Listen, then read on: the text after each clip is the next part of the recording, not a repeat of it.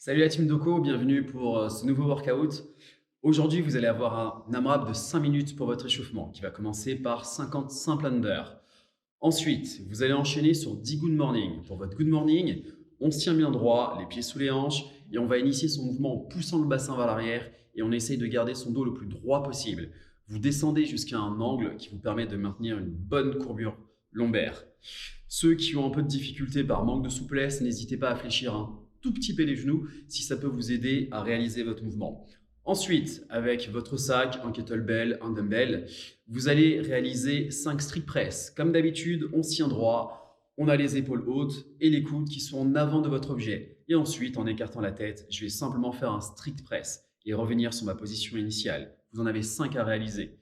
Et vous allez finir par 5 soulevés de terre. Les points de performance sont toujours les mêmes.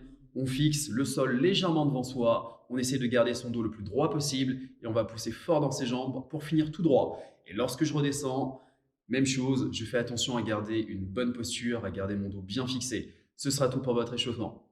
Pour votre workout du jour, vous allez avoir un double EMOM. Votre premier EMOM sera 40 double under plus 2 deadlift high pull. Pour son deadlift high pull, l'objet commence au sol, on garde le dos bien droit, on a le bassin légèrement plus haut que la ligne des genoux et en poussant fort sur ses jambes et en essayant d'avoir une belle extension de hanche, on va ramener l'objet juste en dessous du menton et après, on va redescendre sur sa position initiale.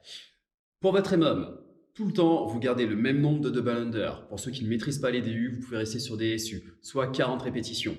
Ensuite, vous rajoutez plus 2 reps à chaque tour sur le deadlift high pull. Donc, comme je l'ai dit, le premier tour, 40 double under, 2 deadlift high pull. Le deuxième tour, ce sera 40 double under ou simple under, 4 deadlift high pull. Le tour suivant, 6, 8, etc. etc. Votre EMOM se finit au moment où vous ne pouvez plus rentrer le bon nombre de répétitions dans la minute. À la fin de ce premier EMOM, vous allez avoir 3 minutes de repos. Puis, vous allez faire 5 snatchs avec votre sac à dos. Et vous ferez 2 burpees par-dessus votre sac ou votre dumbbell ou le kettlebell, ce qui sont du matériel parfaitement valide pour ce WOD.